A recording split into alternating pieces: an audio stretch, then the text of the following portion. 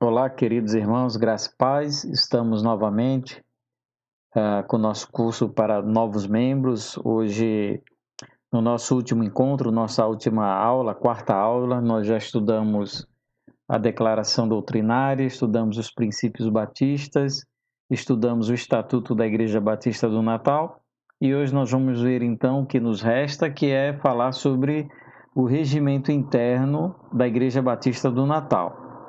Eu gostaria, então, antes de iniciarmos esse estudo, fazer um pedido que você entre na nossa página, no slideshare.net/Viva a Igreja, e faça o download, que você baixe e faça a leitura do regimento interno. Ele está lá disponível para você, juntamente também com esses slides que nós usamos durante todo o nosso curso, para a sua consulta, para você tirar suas dúvidas. Então, você pode entrar no site, no slideshare.net/Viva a Igreja e baixar então o regimento interno da Igreja Batista do Natal. Tá certo, meu amado? Eu quero convidar você agora a orar comigo para então iniciarmos o nosso estudo. Pai, eu quero te agradecer por chegarmos até aqui, ó Deus, por estarmos juntos até esse momento e agradecemos a Ti que o Senhor tem nos acompanhado e nos guardado segundo a Tua vontade. Ó Deus, que seja nesse nosso último estudo um tempo edificante, um tempo recompensador, que possamos entender, compreender melhor a nossa igreja, a igreja que pertencemos, para que possamos, ó Deus, contribuir de maneira eficiente, eficaz e abençoada com o Teu reino. Então, Pai, em nome de Jesus, nos ajuda a ser conosco, derrama sobre nós graça e entendimento, para que possamos compreender a vontade do Senhor para nós e para a nossa igreja. Em nome de Jesus. Amém. Amém, queridos? Então vamos seguir falando hoje sobre o regimento interno da Igreja Batista do Natal, tá certo? Primeiro, vamos falar sobre o que é o regimento interno. O regimento interno é um conjunto de normas que regulamentam o funcionamento de uma organização. Do que vai tratar o regimento interno? Ele vai tratar sobre assuntos internos que devem ser conhecidos e seguidos por todos os membros. Então, dentro desse documento que nós chamamos de regimento interno, e ele é interno porque ele trata acerca de como funciona interiormente a igreja. Então, trata acerca das suas reuniões, trata acerca da sua composição, do seu funcionamento. Enquanto o estatuto ele rege aquilo que, digamos assim, diz respeito à igreja para a sociedade, como um órgão reconhecido pelo poder público, o regimento interno ele trata de assuntos que dizem respeito, são de interesse dos seus membros, tá certo? Enquanto o estatuto ele segue o Código Civil, existe todo um processo legal de construção mediante a fundamentação em algumas leis, e ele inclusive deve ser registrado, não há para o regimento interno tal obrigatoriedade. Então não existe uma lei dentro do Código Civil ou de outro instrumento que diga como nós devemos fazer e o que deve ter dentro do nosso regimento interno. Ele também não tem a necessidade, a obrigatoriedade legal de ser registrado, mas ele tem um valor legal. Isso é importante, por mais que ele não precise, não deva, né? não tenha essa necessidade, essa obrigatoriedade de que o regimento interno ele seja registrado civilmente num cartório, ainda assim ele tem força de lei para os membros da igreja. Então é importante que isso fique claro. O regimento interno para a igreja ele traz obrigatoriedades, coisas com as quais a igreja ela precisa lidar, processos que ela deve seguir. E assim como o estatuto, o regimento interno ele pode ser alterado. O regimento interno ele pode sofrer, inclusive ele sofre alteração de uma maneira até, digamos assim, um pouco constante, porque o regimento interno ele manifesta como a igreja naquele momento ela está funcionando. Então, digamos que hoje dentro do regimento interno da igreja não exista nenhum trabalho, um departamento que envolva pessoas portadoras de deficiência física e com o passar do tempo a igreja entenda a necessidade de trabalhar com inclusão e queira então criar um departamento. Esse departamento ele é composto dentro do regimento interno. E isso é feito para o quê? É feito como uma alteração, uma atualização, porque as leis, né, que tratam acerca dessa as leis internas, regimentais que tratam acerca das relações que existem dentro da igreja, elas mudam, né? Os objetivos, interesses das pessoas e como a igreja então se configura pode mudar e dessa maneira o regimento interno ele também pode ser alterado, tá bom? O nosso regimento interno ele se divide em 10 capítulos, que são eles: da organização e das delimitações, da organização e das definições preliminares, da admissão e do desligamento de membros da Assembleia da Igreja, do Ministério Pastoral, da diretoria, do Conselho Fiscal e da Comissão de Finanças, dos departamentos, da forma de atuação, da forma de eleição dos cargos e das disposições finais. Então, na verdade, o regimento interno é um retrato da igreja e de como ela deve, então, funcionar. Algo que precisa ser dito, que é importante também, é que regimento e estatuto eles caminham juntos. Eles não podem apontar para direções opostas. Então, o regimento ele está submisso ao estatuto. Então, não pode haver uma dissonância entre aquilo que rege o regimento e aquilo que está constando no nosso estatuto. Por isso que nós vamos ver, e eu peço, claro, que você faça a leitura do regimento, vocês vão ver que em várias ocasiões é dito dentro do nosso regimento, se reportando a artigos do estatuto. Então vamos lá, primeiro da organização e das definições. Alguns títulos desses eu tive que resumir por uma questão de espaço, tá bom? Da organização e das definições. Ele vai tratar acerca de como internamente a Igreja Batista do Natal é organizada. E como é essa organização interna? Primeiro a Assembleia, nós já vimos como poder máximo da Igreja, né, que é composto pelos seus membros e o poder das decisões, o poder decisório, da tomada de decisão, ele está na Assembleia Reunida, dentro daqueles quórums, né, que nós vimos então no nosso estudo passado sobre estatuto. Nós temos o ministério, nós temos o corpo diaconal, nós temos a diretoria, o conselho fiscal, os departamentos e as comissões. Então, internamente, a Igreja Batista do Natal se organiza dessa maneira. Todo membro ele faz parte da Assembleia. E, de acordo com as condições e capacidades, dons e talentos das pessoas que compõem a Assembleia, que compõem a Igreja, elas podem desenvolver ministério pastoral, elas podem fazer parte do corpo diaconal, da diretoria, do conselho fiscal, de departamentos, de comissões. Na verdade, o ideal é que as pessoas que compõem a igreja, elas estejam envolvidas de alguma maneira com o fazer da igreja, com a ação, com o ministério da igreja, aquilo que a igreja então foi chamada pelo Senhor a fazer. No artigo 2, nós temos as definições preliminares. Nós temos um conjunto relativamente grande de definições e eu gostaria só de chamar a atenção para algumas que eu considero nesse momento mais importantes. Primeiro, pastor titular é aquele que exerce o pastoreio e a presidência, lembrando que dentro hoje do que reza o nosso estatuto, o mandato para o pastor titular é de 2 anos, está sendo cabendo, se for assim da vontade da Assembleia, a prorrogação. O pastor titular é aquele que exerce o pastoreio e a presidência da igreja. Nós temos a liderança, que engloba a diretoria, os líderes de departamentos, professores de escola bíblica, missionários, outras pessoas, então, que estiverem ocupando cargos de liderança dentro da estrutura da Igreja Batista do Natal. Nós temos as comissões, que são grupos temporários que auxiliam a Assembleia Geral com uma finalidade específica. Essas comissões elas são criadas nas assembleias, elas têm um propósito e um tempo específico, né, para funcionarem, e elas têm como propósito auxiliar a Assembleia Geral para tomar alguma decisão, a venda de algum bem, a criação de alguma frente de trabalho, a criação de algum departamento.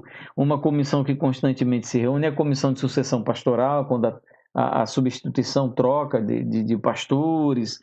Então, essa comissão ela tem essa característica de ser temporária e ter alguma finalidade específica.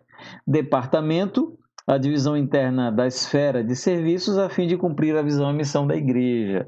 os departamentos, então, eles representam aquele fazer, como eu falei, da igreja. Nós temos vários departamentos, vamos ver alguns daqui a pouco. Você lendo também o regimento vai estar aí a par de que departamentos são esses, e esses são os que temos e outros podem ser criados também. Da admissão e do desligamento dos membros, é o capítulo 2 do nosso regimento. Veja que nós vamos agora nos reportar ao que diz o nosso estatuto. Então, quando a gente fala de admissão, primeiro nós precisamos observar o artigo 6º do estatuto. É como uma pessoa, então, ela pode fazer parte, se tornar membro da Igreja Batista do Natal. Nós temos aí 4 possibilidades, na verdade nós temos uma 5ª possibilidade, que é aquelas que não se enquadram dentro dessas 4. A 5ª possibilidade é que a Assembleia Geral decida sobre esse caso. Mas basicamente nós temos o batismo após profissão de fé, aquela pessoa que se converte na igreja, ela aprende, é discipulada na igreja e ela é batizada. Então, a partir desse batismo, ela é incluída como membro da igreja. Nós temos a carta de transferência, que acontece entre igrejas ligadas à Convenção Batista Brasileira. Nós temos o processo de reconciliação, quando a pessoa era da Igreja Batista do Natal, abandonou os caminhos do Senhor, se desviou, e então ela quer se reconciliar. É esse processo. Ou então, se ela era membro de alguma outra igreja batista ligada à Convenção Batista Brasileira, se desviou e quer se reconciliar na nossa igreja. Às vezes a pessoa vem de outro estado, né? E ela então quer fazer parte da igreja. Existe esse processo que a gente chama de reconciliação. O processo de aclamação é aquele processo para pessoas que vêm de outras igrejas que não sejam da Convenção Batista Brasileira, ou então não possa provar que vem dela. Ou seja, não é batismo, não é carta de transferência, não é reconciliação. O processo que nós temos é aclamação.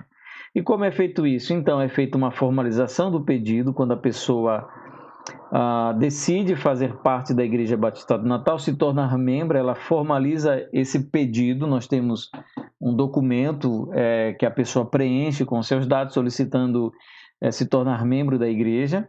Nós temos, então, o segundo passo, a análise pela diretoria e ministério. O pastor se reúne, então, com a diretoria, apresenta esse pedido, e a diretoria leva, então, após essa análise, leva, então, para que a Assembleia faça apreciação se decide receber ou não aquela pessoa como membro da Igreja Batista do Natal. E como se dá o desligamento? Novamente, observando o que diz o artigo 7 do Estatuto, a infração dos princípios éticos e morais, quando ela contraria a declaração doutrinária, ela discorda, então, de temas que são constantes da nossa declaração. Quando ela passa, como nós vimos, tempo sem frequentar a igreja, ou então demonstra que não tem o menor interesse em retornar à comunhão. Quando ela solicita, quando ela pede o desligamento, ou então quando falece, e por fim, quando ela pede transferência. Isso acontece entre igrejas batistas da Convenção Batista Brasileira. Então ela vai se mudar, não pode mais ou não quer mais frequentar a igreja, ela pede então carta de transferência à igreja. E de acordo com o inciso 3º aí, o que acontece? O tempo para desligamento é de 180 dias sem participar do culto. Aquelas pessoas que estão 180 dias ou mais sem frequentar o culto da igreja, essas pessoas elas podem, não quer dizer que elas serão, elas podem ser desligadas da igreja por tempo de abandono ou desinteresse, não quer dizer que serão, elas podem ser. Ou então, se elas não assinam a presença nas 6 últimas Assembleias Gerais Ordinárias. O que dá, 180, a gente calcula em média 6 meses, ou seja, para que a pessoa ela possa deixar de ser membro da igreja por tempo de abandono e desinteresse, é um período aí de média de 6 meses. Lembrando que a pessoa ela pode recorrer da decisão da Assembleia que a desligou do rol de membros da igreja. Capítulo 3º da Assembleia da Igreja. Artigo 5º diz: a Assembleia Geral, constituída por seus membros votantes, é o poder máximo da igreja. Então, a Assembleia Geral é o poder máximo, ele elege de maneira democrática o seu poder para conduzir de maneira decisória a igreja a qual os próprios membros pertencem. Quem pode, então, se manifestar nessas assembleias? São o que nós chamamos de membros votantes, que são quem? Aqueles que têm aqueles que são maiores de 16 anos, todos eles podem votar. E nós temos então dois tipos de assembleia: Assembleia Geral Ordinária, que ela ocorre segundo o calendário da igreja, ou então a Assembleia Geral Extraordinária, que é convocada para assuntos de especial relevância, como nós estudamos lá no Estatuto, no artigo 12, aqueles pontos que só podem ser deliberados em assembleias gerais extraordinárias, não podem ser deliberados em Assembleia Geral Ordinária. Quando você se tornar membro da igreja, você vai ser convidado a participar da assembleia para que você tenha direito a ouvir, a participar, muitas vezes até mesmo a se colocar para participar de algum departamento ou de algum cargo da diretoria. Então, é importante que os membros da igreja participem das decisões da igreja. Então, nós sempre enfatizamos isso e desejo, então, que as pessoas se envolvam nesse processo. O capítulo 4 do Ministério Pastoral. O artigo 9º diz o seguinte, do regimento: o ministério é o órgão da igreja que zela pela visão, missão, doutrina, valores e pastoreio da igreja. A gente vai dar um resumo nesse capítulo do Ministério Pastoral. Ele é um pouco denso, e então nós vamos resumir aquilo que nós achamos assim por bem trazer para os amados nesse momento. O restante vocês podem ler, então, no regimento interno. Então, o Ministério Pastoral é o órgão que zela pela visão, missão, doutrina, valores e o pastoreio da igreja. Lembrando que o pastor titular é o presidente da igreja. O artigo 10 diz que o ministério é sempre presidido pelo pastor titular e composto por pastores auxiliares, se houver, tá certo? Hoje nós não temos pastores auxiliares. Nós já tivemos em outras épocas, a Igreja Batista Natal já teve pastor titular. Hoje nós não temos pastores titulares. Ou então de ministros, né? Que se enquadrem dentro das exigências relacionadas a 1 Timóteo 3, 1 a 7 e Tito 1, 5 a 9. As exigências para alguém compor o ministério da igreja, o ministério pastoral, são aquelas descritas em 1 Timóteo, capítulo 1 a 7 e Tito 1, 5 a 9. Nós não vamos esmiuçar essas exigências, vocês podem ler no regimento interno ou então diretamente no texto bíblico. E no artigo 11, nós encontramos as atribuições do ministério pastoral. E quais seriam, né? Nós temos várias atribuições, nós lemos nesse artigo várias atribuições, mas eu queria destacar aquelas que eu considero mais importantes que nós temos aí no regimento interno. Primeiro, aplicar-se a oração e ao estudo da palavra. Essencialmente, o ministério pastoral é o ministério de lidar com a palavra. Então, é importante que o ministro de Deus ele se dedique à oração e ao estudo, ao conhecimento da palavra, né? Como é que pode ensinar, pregar, se não conhece as Escrituras? Segundo, preservação da sã doutrina. O púlpito, a pregação, a escola dominical, o ensino de casa em casa, ele tem como propósito também fazer com que o pastor ele oriente e conduza as ovelhas na doutrina sã, segundo a nossa declaração doutrinária. Ele também tem como atribuição pastorear as ovelhas, conduzir as ovelhas, edificá-las, abençoá-las, orientá-las segundo as Escrituras. Ele também tem como propósito pregar e ensinar a palavra. Essencialmente, o ministério pastoral é o ministério de pregação e ensino da palavra. Ele tem também como atribuição zelar pela disciplina das ovelhas, aquelas que por alguma razão estão em desacordo com as Escrituras, né? O pastor ele tem a função também de admoestar, de repreender, para que essas pessoas elas possam retornar com as suas vidas no caminho da palavra, e também capacitar os membros para o serviço cristão, discipular, ensinar, treinar, mediante o preparo de material, aulas e tudo que for possível para que os membros, então, eles possam desempenhar o seu serviço em favor do corpo de Cristo e para a glória do Senhor. O capítulo 5 é o capítulo que trata acerca da diretoria, né? Segundo o artigo 13 do Estatuto, a diretoria é composta pelo presidente, pelo primeiro vice-presidente, pelo segundo vice-presidente, pelo primeiro secretário, pelo segundo secretário, pelo primeiro tesoureiro e segundo tesoureiro. Você, lendo o Estatuto no capítulo 13, e também o capítulo 5 da diretoria, a partir do capítulo 5 você vai ver então quais são as atribuições de cada um desses cargos. O mandato para o pastor titular, que no caso é o presidente da igreja, é de 2 anos. E para os demais, isso é primeiro vice-presidente, segundo vice-presidente, primeiro secretário, segundo secretário, primeiro tesoureiro e segundo tesoureiro, é 1 ano. À diretoria cabe a atribuição de realizar as assembleias, porque na ausência do presidente, nós temos aí o primeiro vice-presidente, ou na ausência do primeiro vice, segundo vice, então, para realizar as assembleias. E como órgão colegiado, a diretoria assessora e colabora com o presidente da igreja. Então, não estão aí apenas com o propósito de compor, mas de participar ativamente da igreja, dando assessoria e colaborando.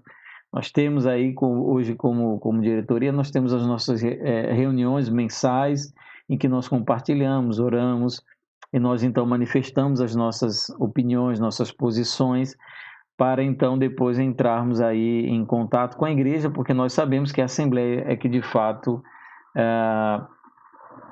pode decidir ou não por determinados temas, mas é um órgão colegiado e constantemente nós nos assessoramos e colaboramos.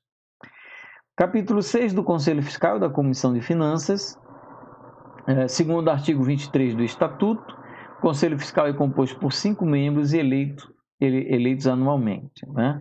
Qual é, então, o propósito, o objetivo e para que existe o Conselho Fiscal? O Conselho Fiscal ele observa a aplicação das verbas e despesas da igreja, né? Eles têm como objetivo verificar as contas, como tem sido gasto, investido e aplicado o dinheiro da igreja, se está seguindo aquilo que foi determinado em decisão da Assembleia. Então, a primeira atribuição, e a atribuição mais importante do Conselho Fiscal, é observar a aplicação dessas verbas e despesas da igreja. E ele também estuda novas despesas a serem assumidas. Então, antes que a tesouraria ou a diretoria decida levar à Assembleia algum gasto extra com alguma coisa, se comprometa financeiramente com algo, o Conselho Fiscal ele é ouvido para então emitir a sua opinião. Ele audita a tesouraria da igreja, eles têm acesso aos livros, a tudo que foi gasto, a tudo que foi investido, então eles constantemente estão analisando todas as contas da igreja. É um sistema assim que eu prezo muito e assim tem nos abençoado grandemente, porque dá transparência e certeza de que estamos fazendo a coisa certa. Então é muito importante o Conselho Fiscal na igreja.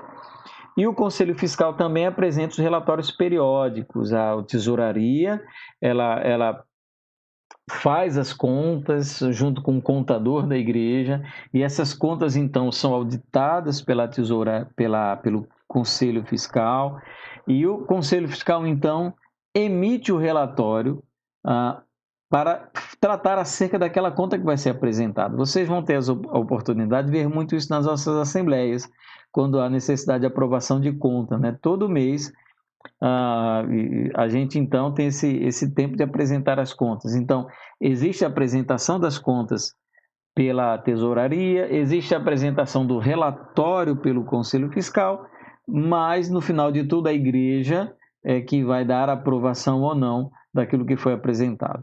E a igreja poderá então criar a chamada Comissão de Finanças para assessoramento e elaboração do orçamento anual, bem como estudar e propor alvos para as campanhas no tocante ao levantamento de recursos financeiros. É um tema que nós temos tratado, temos conversado dentro da diretoria, de criarmos essa comissão para então assessorar. Nós temos hoje na igreja obras e aquisições importantes e necessárias, né, para o benefício da própria igreja.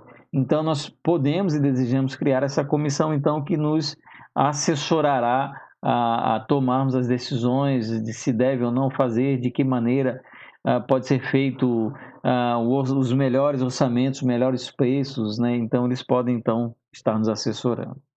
Capítulo 7 dos departamentos. Os departamentos, eles contribuem para a concretização da missão da igreja. Então, a igreja tem uma missão nesse mundo. A igreja tem um propósito, ela tem características que dizem respeito a por que Deus a criou no lugar onde estamos, com as nossas características. Os departamentos, então, são reflexo dos nossos conjuntos de dons, talentos e habilidades. Os líderes dos departamentos coordenam as atividades desenvolvidas sem esquecer da integração com os demais departamentos e a unidade com toda a igreja. Então, por mais que você encontre no nosso regimento dizendo que os departamentos o departamento é a divisão da igreja, nós precisamos lembrar que a igreja ela não trabalha dividida. Os departamentos elas são uma maneira de nós trabalharmos, mas não representam uma divisão, porque a igreja do Senhor não pode ser dividida. Os departamentos eles coordenam atividades específicas que dizem respeito às suas atribuições. O que nós não podemos esquecer é que os departamentos eles devem prezar pela integração com os demais departamentos e a unidade com toda a igreja. Não é cada um no seu reino, o reino é um só e nós então devemos colaborar com o reino do Senhor. E é um espaço para que os cristãos coloquem ao serviço da igreja seus dons e talentos. Você terá essa oportunidade. Deus ele lhe deu habilidades, capacidades, talentos, dons espirituais e você precisa colocar esses dons a serviço da igreja. Qual é o espaço para fazer isso? O espaço para fazer isso é dentro desses departamentos. A forma de atuação, capítulo 8. A diretoria atua com base no estatuto e regimento interno. Na verdade, a diretoria, mas toda a igreja, todos os membros, eles têm um compromisso de sempre agir de acordo com o nosso estatuto e nosso regimento. A Assembleia Geral acompanha as atividades da igreja e decide sobre relatórios e registros apresentados. Lembrando, a Assembleia Geral é o poder máximo da igreja. O Conselho Fiscal acompanha os relatórios financeiros, emite pareceres para deliberação em Assembleia e presta orientação. Já o Ministério Pastoral exerce o Ministério da Palavra e do Ensino, pastoreando o rebanho de Deus e coordenando as atividades da igreja. E os departamentos exercem suas atividades específicas segundo o propósito de direção geral do Ministério Pastoral. E devem ser agregadores e colaboradores da unidade da igreja. É como eu falei, por mais que a gente tenha essa visão de departamento, que é cada um no seu canto, cada um exercendo a sua função, nós não podemos esquecer que os departamentos eles devem ser agregadores e unificadores da igreja. E existem vários departamentos, alguns que eu cito. Nós temos os que envolvem música, os que envolvem educação de jovem, educação de criança. Nós temos departamentos que tratam de ação social, outros que tratam de evangelismo. Nós temos departamento de missões, departamento de patrimônio e outros que podem inclusive ser criados. O capítulo 9 da forma de eleição dos cargos, né? Nós lembramos que o mandato para o Ministério Pastoral é de 2 anos e o mandato para os cargos da diretoria administrativa é de 1 ano.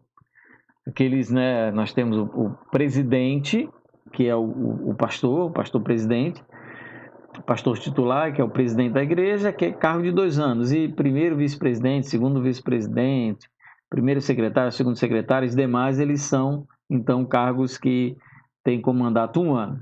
A eleição da diretoria ela só pode ocorrer em Assembleia Geral Extraordinária. É um daqueles temas que só podem ser tratados em Assembleia Geral Extraordinária, sendo que para a eleição do pastor titular, a votação é sempre secreta. E o nosso último capítulo, capítulo 10, das disposições finais, né? Ele só vai tratar essencialmente, a gente já falou sobre esses temas, vamos só nos reportar novamente a eles. O mandato para o Ministério Pastoral é de 2 anos e o mandato para os cargos da diretoria administrativa, com exceção do presidente, que é 2 anos, que é o pastor, é de 1 ano. E a eleição da diretoria ocorre em Assembleia Geral Extraordinária, sendo que para pastor titular a votação é secreta. E também no final diz que o regimento interno e estatuto devem estar em consonância. Então, nós não podemos criar uma norma no regimento interno que vá contra o estatuto. Por exemplo, nosso estatuto diz que o mandato pastoral é de 2 anos e o regimento interno diz que o mandato pastoral é de 4 anos. A lei maior para nós é o estatuto, então o regimento interno deve se adequar ao estatuto. Para que nós possamos, como eu falei, alterar um tema dentro do regimento que está constando no estatuto, é uma alteração não apenas do regimento, é uma alteração do estatuto. Então, vamos usar esse exemplo que eu usei. Se o mandato pastoral é de 2 anos, nós queremos fazer um mandato de 4 anos, ou de 3 ou de 5, o tempo que for, então deve haver uma mudança não apenas no regimento, mas no estatuto, tá certo? Então, estatuto e regimento interno, eles devem estar em consonância. Alguns temas, os temas que não são tratados dentro do estatuto, eles podem ser deliberados em assembleia para mudar apenas dentro do regimento.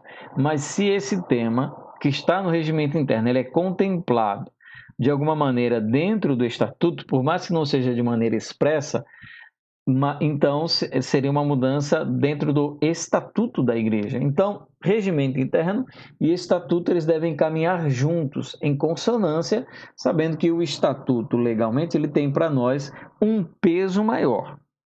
Tá ok? Então, é somente isso que nós temos a tratar dentro do nosso estudo dessa noite, encerrando o nosso curso para novos membros. Eu queria convidar você a baixar esses materiais que nós falamos, baixar a declaração doutrinária que está lá no Pacto e Comunhão da Igreja da Convenção Batista Brasileira, disponível no zlightshare.net/Viva a Igreja. Nós temos também nosso estatuto.